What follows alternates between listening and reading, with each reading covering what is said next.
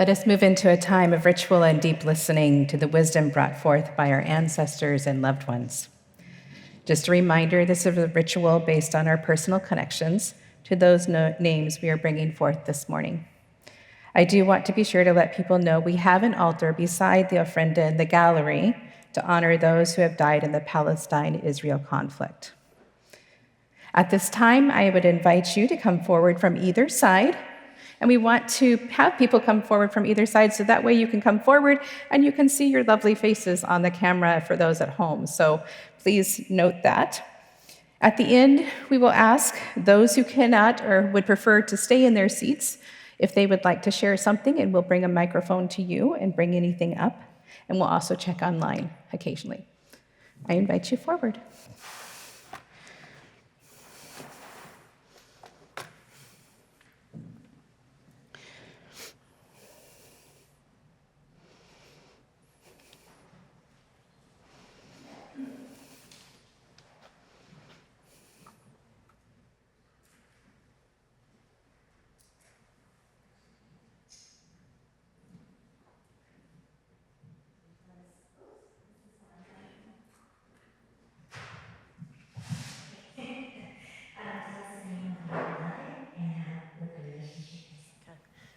Debbie Brennan, and she was a joyful warrior.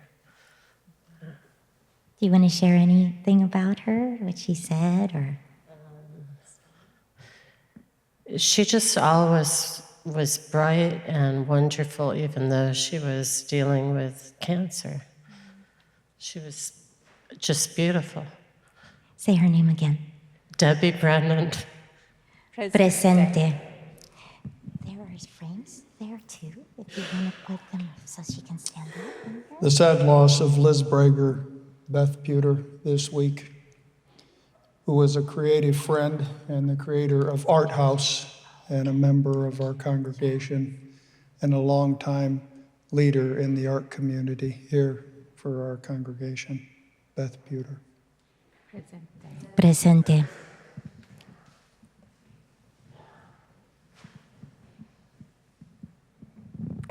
I call out the name of my grandmother, Pearl Jennings Hastings, otherwise known to most people as Miss Pearl. She grew up in an orphanage starting when she was 5 years old, when her father died of typhoid fever, and she went on to have a master's in social work and become the head of social work in a county in North Carolina. And she always told me, if there's something you really want to do that's in your heart, you can do it. Never doubt yourself. And her life said that aloud so much. Pearl Jennings Hastings. Presente. Thank you. You want to put her there? I'd like to call in someone who was much more than a friend. Her name was Olivia, and something that she told me once was, whichever one of us ends up going first, the other one has to live their life in a way that would make the other proud. Olivia. Presente.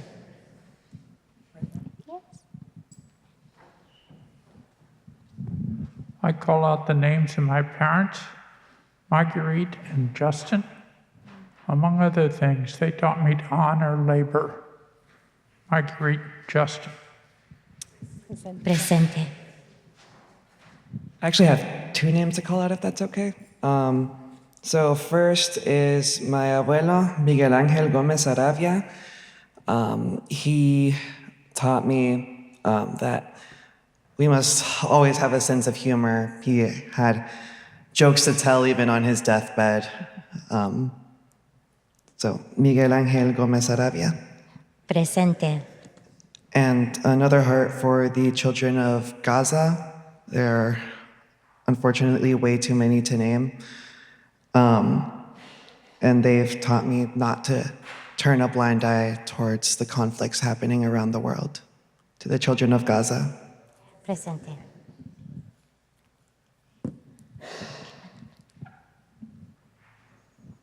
I'm afraid I have quite a few this year. Virginia Crumross,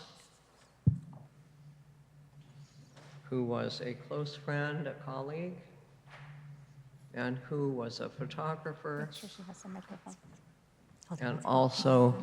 and also a visual artist who directed hospital units in such a way that she empowered every single person who worked there. She did it without a splash. She just empowered everyone on the unit, including the patients and their families. Say her name again. Virginia Crumross. Presente. And this is Patrick Craig. Patrick Craig, Unitarian Universalist, scientist, photographer, and identifier of prehistoric insects in amber, books all over the world. He never got paid for any of it, he just did it. And he had a mischievous sense of humor, and he taught me how to frame photographs and how the colors of the frames would change and enhance the photographs among his activism. Say his name again. His name. Patrick Craig. Presente. Oops. And this is John McCarty, founding member of Slavyanka, the male chorus that was formed many years ago and formed for the purpose of creating goodwill and friendship and understanding between the people of what was then the USSR and the United States. And we traveled to, at the height of the Cold War, we traveled to the USSR, and now Slavyanka is famous there. John died last week. Say his name one more time. John McCarty. Presente. This is Jack Simon. I knew Jack since he was age 15, and his wife Rena, who was my close friend next door when I was a child. And Jack was a high crane operator in Chicago. He would be over the tops of all the incredible buildings and climbed up there by rope and was communicated with by walkie-talkies as he directed buildings. He also then later in retirement in Florida taught children how to construct things, how to fix their bicycles, all kinds of mechanics. And the children just flocked to the house in order to learn from Jack. Grandfather and father, and his widow, Rena Simon, I have known since 6th grade. She's one of my closest friends. Say the name one more time. Jack Simon. Presente.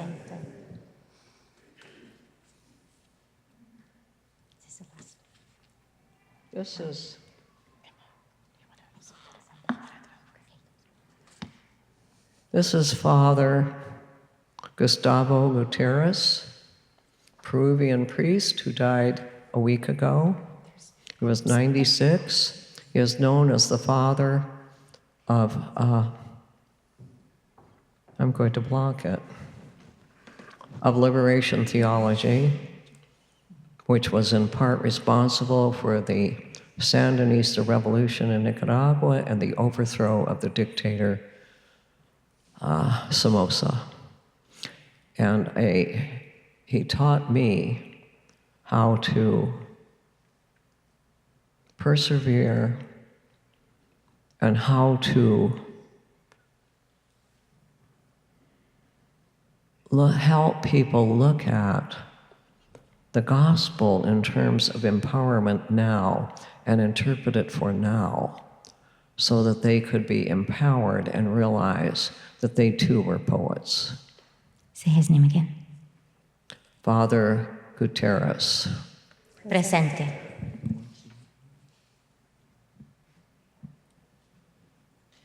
I call the name of Robin Bishop. Thad and I do. Our friend, She was endlessly curious about and engaged with people, and it made her a wonderful, wonderful friend and taught us ways to be. Robin Bishop. Presente. I call the name of Lisa, and Lisa was my best friend who I lost a couple years ago, and my dog. She was taken from a dog fighting circle where the dogs had to fight to survive every day. And when she came to me, she was filled with rage and fear. And somehow every day she found more love and showed me so much love over 12 years that it didn't just transform her life, it transformed mine. So there's not a day that doesn't go by where I don't think about her and pray about how much she brought to me and the people around her. So, Lisa.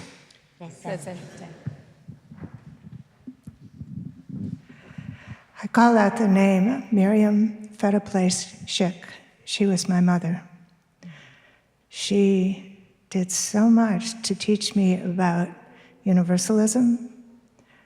Our church in Rochester, New York, where she and her mother both grew up, and she helped me. I was very shy as a child.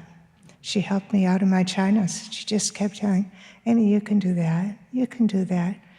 You really can. She also wrote the bylaws to conjoin the Universalist and the Unitarian women into the Women's Federation nationally. And a silly thing she did was, she was in the line in a grocery store, and the head of the Sunday school at our church was right ahead of her. She heard the woman saying to the person next to her, who asked her what she was doing. She said, well, right now I'm the head of a Sunday school, but that church is going to fail. It's really closing. So I need another job pretty quickly. Mom tapped her on the shoulder and fired her. And then went back since she knew so much and ran the Sunday school until they could hire someone else. So she was always calm. She never yelled, but she did a lot. Miriam Fetaplace Schick. Presente. I did my dog Buddy, and he taught me to never make eye contact with him in the morning, because if he was awake, the world also had to be awake. Buddy. Presente. I call him the name Jim Coyle. He was my father, and I remember him saying to me when I was struggling to figure out what to do career-wise, he said, don't worry, Stacy, what you do with your life. As long as you do it with love, you're doing the right thing. And I remember that now. His name is Jim Coyle. Presente. This is from my parents, George Gabriel Lorenzi and Irene Gilbert Lorenzi, and they were married in this very church a little over 50 years ago. And they made everything in my life possible, and most especially my best friend, my daughter, who makes me come here every Sunday, even if she has homework. George Lorenzi and Irene Gilbert Lorenzi. Presente. I present Pee-wee Faree, who we lost this year. Pee-wee taught us to stay in the moment, to be present with him, and to find joy. Pee-wee. Presente.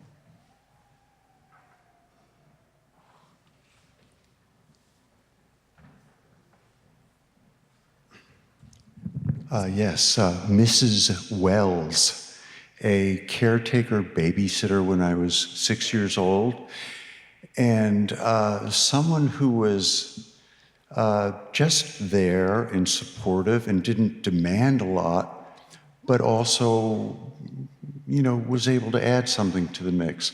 And one thing she taught me specifically was she was doing some sewing, and so she showed me how. And so in my crude way, I stitched and fixed things, and I still to this day have that very crude method of sewing. Mrs. Wells.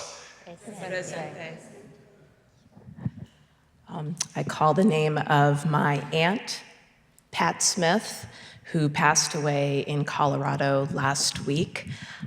She was the very loving wife of my mom's little brother, Paul, for over 50 years. And although we didn't know each other very well, she told me that I was welcome to stay in her home, which I did, and that she cared about me because we were family. So, Pat Smith.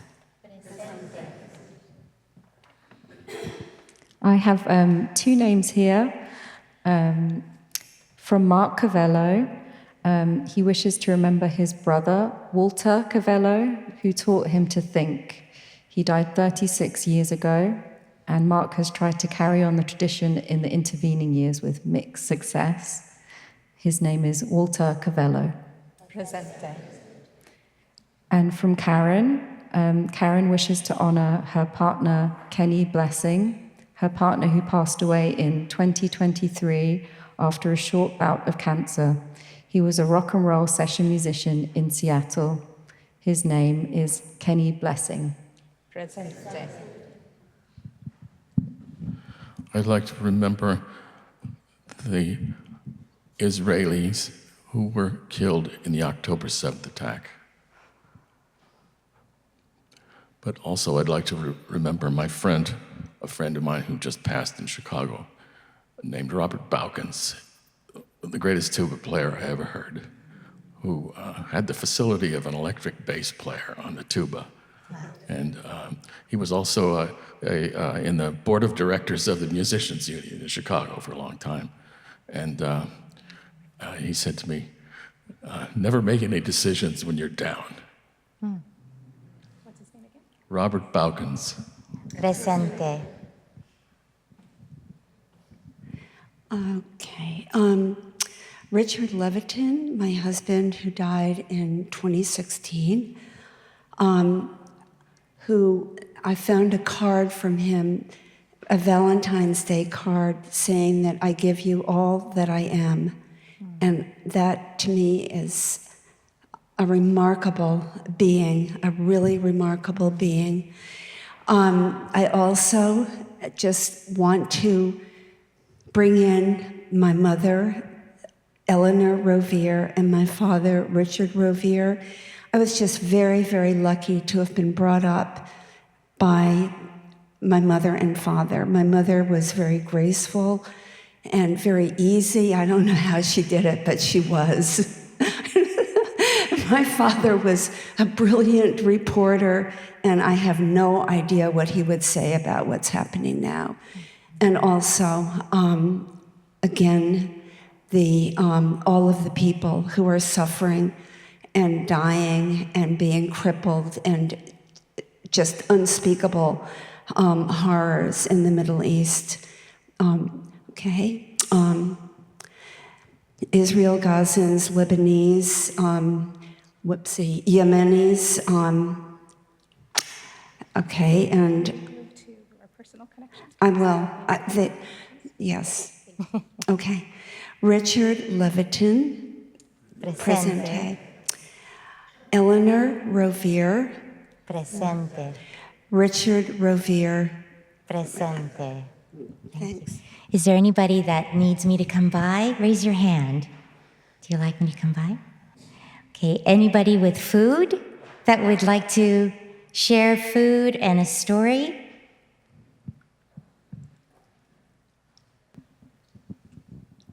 Okay.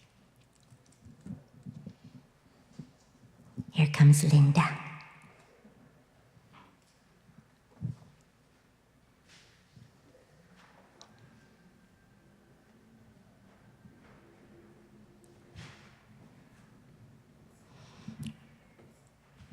These cookies are the first thing I learned to cook, and they were taught to me by my grandmother, who I honored earlier.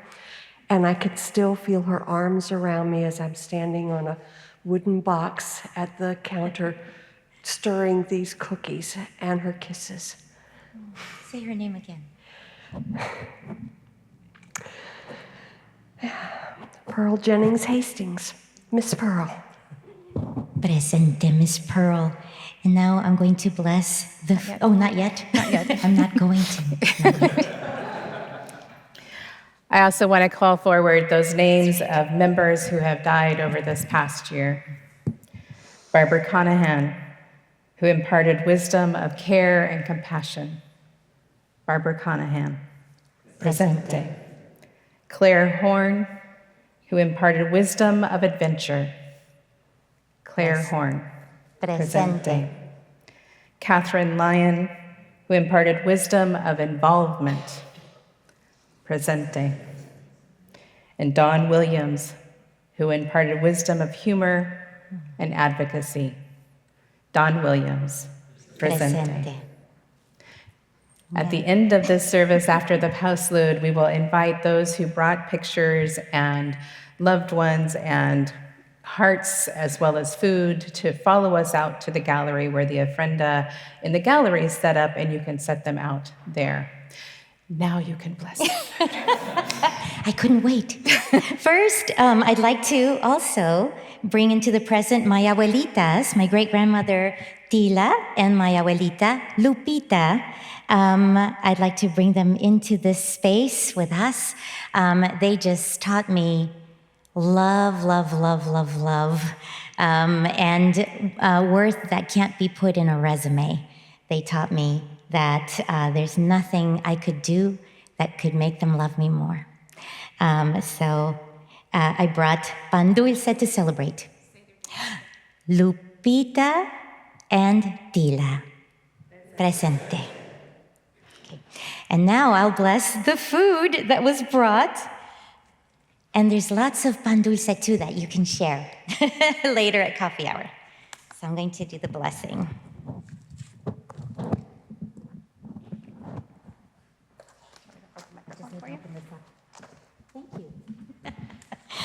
Okay, this is a poem by Carmen Tafoya that will be used as a blessing of the food today, and really everything, all of the gifts that were brought to the ofrenda.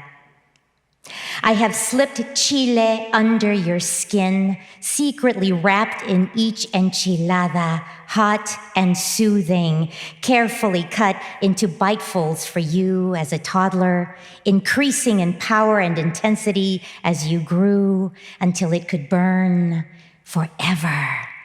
Silently spiced into the rice, soaked into the bean caldo, smoothed into the avocado. I have slipped chile under your skin, drop by fiery drop, until it ignited the sun altar fire in your blood.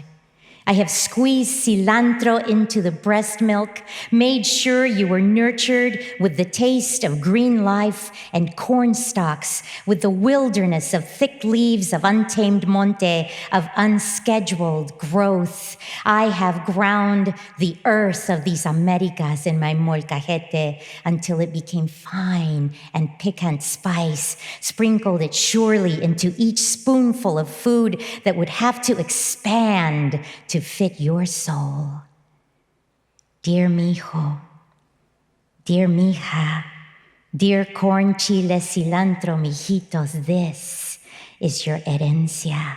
This is what is yours. This is what your mother fed you to keep you alive.